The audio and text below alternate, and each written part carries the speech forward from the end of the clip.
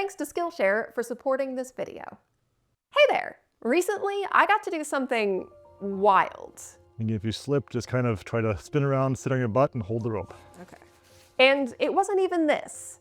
It was this. Whoa. I am 600 feet underground in a copper mine, and I'm one of the first people to be down here in more than 100 years. This is what I saw. It's story time. This March, I got connected with Matt Portfleet, who's the director of the Mine Safety Program at Michigan Tech, and also the owner of the Adventure Mine, which sounds like a tourist trap, but Matt just had the bad fortune of inheriting the name. The group that started digging for copper here in the 1800s was the Adventure Mining Company. Matt took me to the mine to see the bats, because I really want to make a video about this bat fungal disease, which is less gross than it sounds. But while we were there, he also invited me to go see a level of the mine that had been underwater until just a few years ago. He said it was a place so undisturbed that I would be able to see footprints from the day the miners left more than a century ago. The catch? I just had to navigate what I can only describe as an underground obstacle course. But first, let's back up. Because while I have talked about copper mines in this part of Michigan before, this one is not quite like the others. The Adventure Mine is near Greenland, Michigan. And like other copper mines in this area, it was part of the first major mining boom in United States history. From the 1840s to 1968, more than 10 billion pounds of copper were extracted from the earth, largely by European immigrants and their descendants. This is a chapter of history whose impact goes far beyond this little peninsula in northern Michigan. For instance, like I've mentioned before, this copper is what fueled the spread of electricity in the United States. All this metal can be traced back to a geologic event called the Mid-Continent Rift, which started about 1.1 billion years ago. At this time, the ground in what's mostly now the American Midwest started to split, and enormous volumes of lava filled the gap. Over time, all that lava cooled into rock.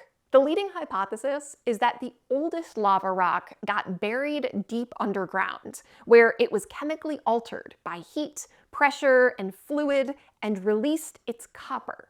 Then fluids carried those copper atoms upward and deposited the metal in bulk, in the cracks and bubbly tops of higher cooled lava flows. And eventually, thanks to other events, those rocks were ultimately exposed at the surface. So when Matt and I are walking through this mine, we are walking through tunnels carved out of ancient lava, which I think is pretty darn cool, especially for the Midwest. And what's just amazing to me is that this copper has been mined for thousands of years. In fact, people were mining copper in this region before the Egyptians built the pyramids. Just in case you needed a reminder that North American history goes way back. And here is where I'll start our tour. So this is what we call the ice cave opening. So there, but this is where the ore body outcrops to the surface. And so this is where they would mine prehistorically. I mean, back, when they first started mining here, whatever, 6,000 years ago, 7,000 right after the ice, glaciers retreated, this would have been big pieces of copper sticking out of the rock there. It was all exposed by the ice. So they would have started mining here. We have found a few hammerstones, the old knot stones used for mining right down the ground down here. Yeah, and as this refresh my memory, with like the prehistoric mining, this is like pre-Anishinaabe debated who was doing the mining? There's a lot of debate, but they were mining here. They can carbon date accurate enough right after the ice age departed. They say the peak glaciation here was roughly 10,000 years ago. So they were mining here, I don't know, it depends on the 7,000 maybe, as far as, 6,000 for sure, maybe 7,000 years ago. So it's right after the glaciers retreating. Lake Superior levels were higher then. So they were coming here by boat or canoe or whatever they had at that time, and then mining, and then taking copper with them. So that's a lot of speculation. You don't find big campsites here. You don't find all these burial grounds here that much. You find more like temporary settlements where they were taking the copper and then taking it with them. And then these, like even caches of copper and things left behind for probably future, you know, they couldn't maybe take it with them or something. But it was a lot of mining. Even this bluff here, I mean, a lot of them, it's hard to determine what's prehistoric and what's historic mining, because, I mean, it doesn't take very long for somebody in the 1800s to realize these little depressions in the ground are old prehistoric pits. If you dig them out, you find copper. So very few of the prehistoric are truly never touched. They were always kind of re-mined later. But up here, I mean, there's hundreds of, or probably prehistoric and later historic pits on bluff. Even just one bluff here, it's just crazy how many there are. But we do have spare batteries in pockets, so if your headlamp gets dim at all, let me know. Don't fight with it if you can't see well.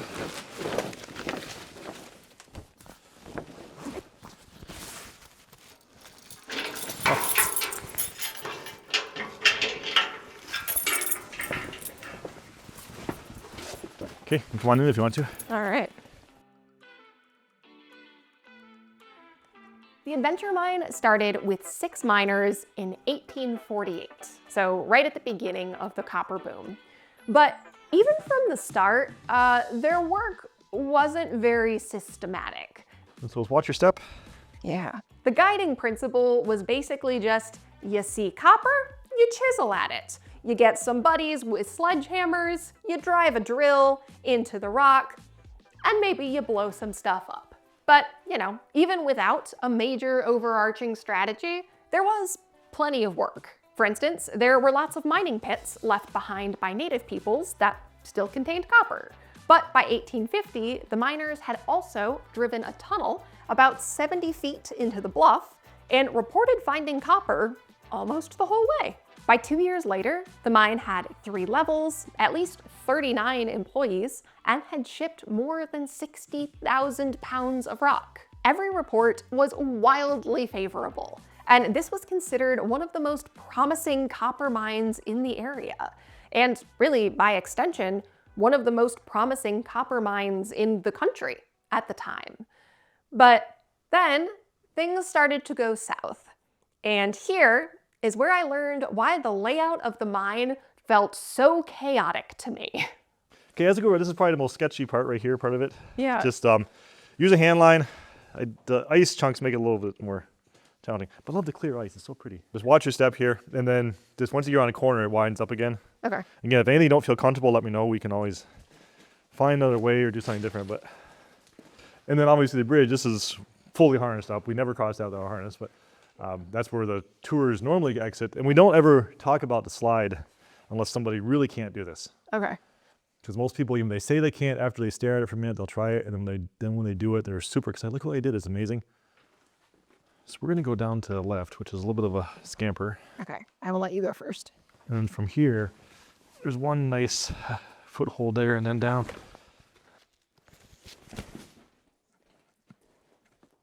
Oh wow, that's huge.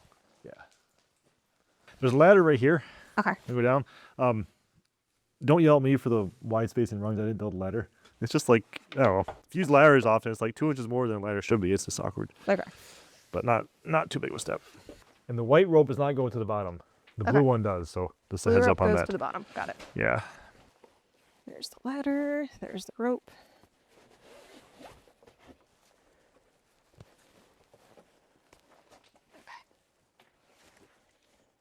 So the tour, which you've not been that part yet, the upper level is the first level. We're now, it's odd spacing. The second level is about right where we're standing here. It was kind of mined out here, so we're right in the second level right now. So the Adventure Mine, they started in 1850, mined in 1917, went bankrupt 3 times, 3 different corporations mined here. Kind of in between when they weren't doing too well, they went to a tribute system. And this is why this is all kind of weird here. We got a weird triangle-shaped shaft, which is really freaking frozen up with ice. We'll see how that goes.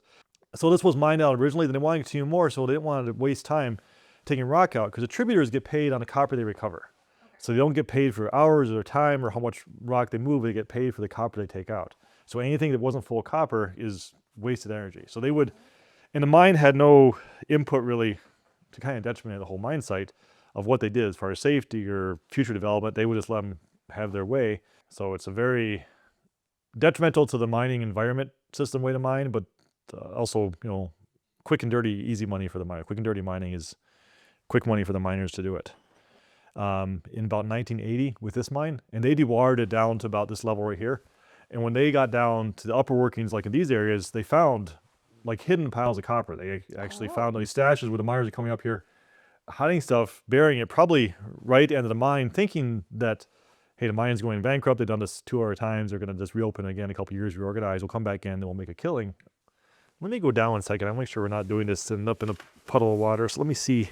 Just make sure I can see it's dry, and then I will let you know before we have to traverse. This is going to be, yeah, icy.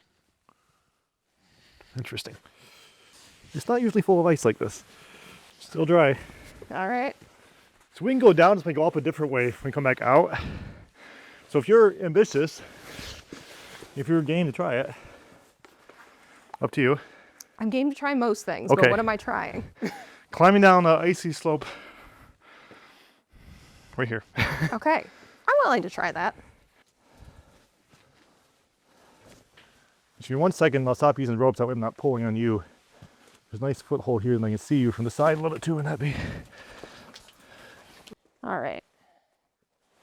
And, all right. Let's see. So you took one step here. One step there and put your foot over the rope. Uh-huh. And then there's a nice little log sticking out on your left-hand side. Yeah, I About see. 3 logs down.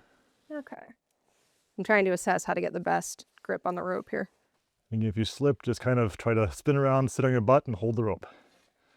Here, I want to stress that I do not put myself in danger for these videos or push myself past my limits. That is not my style. But also, this is not normally the kind of thing I do on this series. Normally, I would make an animation about something like this. And that said, this is a good time to thank Skillshare for supporting this project. Actually, hang on a second. I'm not sure I'm up to do this. Okay. I probably could. I'm feeling I don't quite have the right grip on the rock or on the rope. Entirely up to you. Okay. I would love to do this, but I think I'm going to pass. Okay, that's fine. Then let's go down a different way, Okay. and we'll find our way to it. Cool. Okay, that's better. We can all breathe now. People often ask how I learned to make animations or take nice photos, and honestly, the answer is Skillshare. Skillshare is an online platform with thousands of self-paced classes in photography, painting, drawing, music, and a lot more. One of my favorite classes I've taken is Fundamentals of DSLR Photography, which finally taught me how to use manual mode on my camera a couple years ago. But I've also loved acrylic painting for beginners, and right now I'm taking a class called Easy Gardening with Raised Beds, if y'all want to join me for that. I'm a big believer that if you want to do something creative, you can probably just go learn how and get a fulfilling, relaxing hobby out of it. So I was very excited when Skillshare gave me a way to share it with y'all for free. If you want to test out Skillshare and see what the classes are like and see what you can learn, the first 500 people to use the link in the description of this video will get a 1-month trial for free. And if you want, you're welcome to click it now and set that tab aside for when you have more time after this video. Thanks for considering it. Genuinely, I really like Skillshare. But for now, back underground. Okay, watch your head here, watch your camera. All right. So this is our tour route. This is, again, going backwards where the tours go. Okay. So everybody comes down this way. Oh, okay. One flying, yeah, Good cool. morning. And they wake up naturally every couple weeks for a little bit, get water and stuff. So it's not us, I don't think, doing that. It's just, I've never been here in winter time where there's not always 1 or 2 flying around here and there. So we're good on here. This is just slow going, but not, it's just things shift a little bit, but not hard.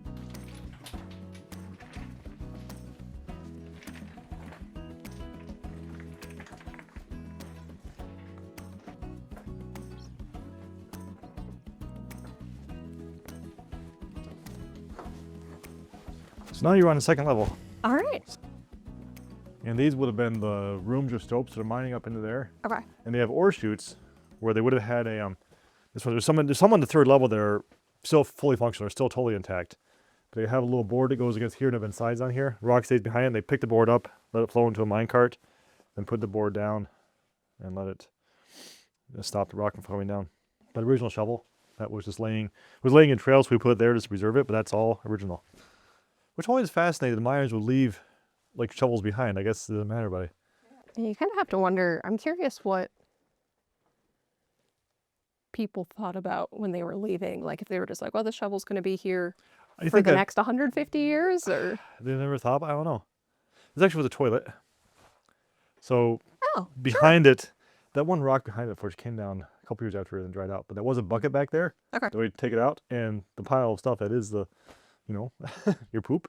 All right. And you had this a wooden box and there was a seat on top. There was a round hole cut in the seat, but they would just sit here right on the side of the direct tracks, and that's where they use the bathroom. All right, you know? And if somebody comes by on the tracks, I guess you just wave. Yeah, you can just, I'm sure everybody did, so we came just, don't worry about it.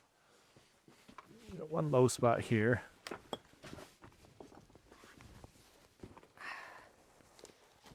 We're gonna go on here, so the whole time walking here, this is actually the mining out. That's why you got the big stopes. This is where they're mining the copper out of. And see the problem with the Adventure Mine, you have these little rooms, but they were picking and choosing areas to mine, not other areas. It was inconsistent. That was the curse of the mine. It was not consistent. But now we're going to go to either this way or that way, to my right or left here, and these are called crosscuts. So these are the top of the lava flows. So that portion of the lava flow was very, very porous, and the copper came in later and filled all those air bubbles, cracks, fractures in the top portion of that lava flow with copper and other minerals. But then the bottom of the flows are pretty much devoid of copper until you get to another lava flow. So every couple hundred feet until we have another series of lava flows, you get those ore bodies every couple hundred feet through the mine. Okay. But now we're going to go perpendicular to them and crosscut. So there's no copper. You'll see no development here for a little bit, and also will pop up some tunnels right and left again.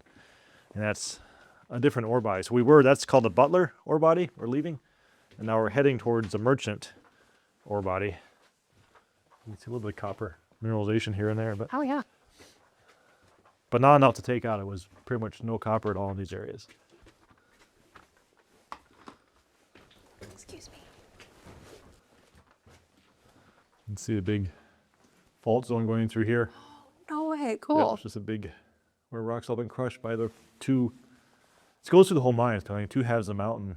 Neat. Sliding patches are crushed rock there. Yeah. To clarify, this is evidence of a fault where pieces of the earth moved and ground against each other. Sudden movement on a fault is what causes earthquakes. And also, a major fault event was a key part of the reason all of the copper in this area got moved toward the surface. I don't know if this is evidence of that fault event, but I do think it is really cool how you can see all the broken rock where the pieces of the earth moved against each other. This actually used to be like air doors that can minimize the airflow for in case there was a fire, mainly just keep airflow going. They wanted to, so they would concrete them so they're airtight. And they always had double doors too, so you go through one set, you could close it and then open this set and like an airlock basically. But this is the point if you want to go down there, this is a pretty easy climb compared. The third level is right down there, or we can turn around and head out now. Okay, let me take a peek, because Yep. So basically, we braid ropes together so you get a nice big hand line. Yeah, I think I could do that. At this point, I will say, I did feel very good about my decision to not clamber down the icy vertical mine shaft. But before we descend to the third level, I want to give you one more piece of context about what you're about to see. For many years, the Adventure Mine worked in starts and stops, a big contrast to a mine like the Quincy up the road, which was nicknamed Old Reliable. At the Adventure, they would run out of money, something would change about the price of copper, or there'd be some new discovery, and they'd mine for a few more years before the metal and the money dried up again. The theme is that they kept pouring cash into the property and the equipment, basically betting on finding copper. And although they dug down 11 levels and explored in all kinds of directions, in the end, those bets always went south. In 1916, the company made one final push when the price of copper went up thanks to World War I. But when the war started to wind down, the price of copper dropped yet again. And one day in 1917, miners walked out for the last time. With mines like this, if you're not actively pumping water out of your tunnels, they're gonna flood with groundwater. And after the adventure mine closed, that's exactly what happened here.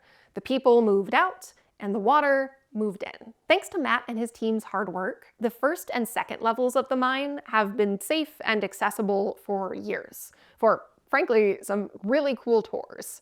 But it was only a few years ago that they started pumping out the third level, draining it for the first time in likely more than a century. Right now, the public is not allowed down there. So apart from the mine staff and some researchers, almost nobody has stepped foot in this space since 1917, since before my grandparents were born, since the world was a very different place than the one we live in today. So let's go see what's down there. And the only thing I'll say, right here, the rock slopes that way. You tend to want to fall this way. Yeah. So just watch your step. It's pretty obvious, but your body weight kind of shifts unexpectedly there. You want to take my gloves off? Yeah, I think it might be a little easier without gloves, probably. Yeah. I usually do that here. In hindsight, with the other site, that's something I was thinking about too. I was like, this probably would have been easier if... It's probably true, yeah. I actually wear no gloves, or I wear really, really thin gloves that we have. I didn't put them on there, I forgot about it, but really thin with grippy palms, and I like those for a lot of stuff. Oh, that's nice. But tired of it. I can imagine trying to get the size of these timbers underground. I mean, I don't know how they move this stuff. It's just... So this is the actual third level. So you are probably person like, I don't know, I lost count. I was thinking about that, but like number 30 or less down here probably. So once you get here, these are not the best ones. These are all footprints. So try to stay where our little path is here.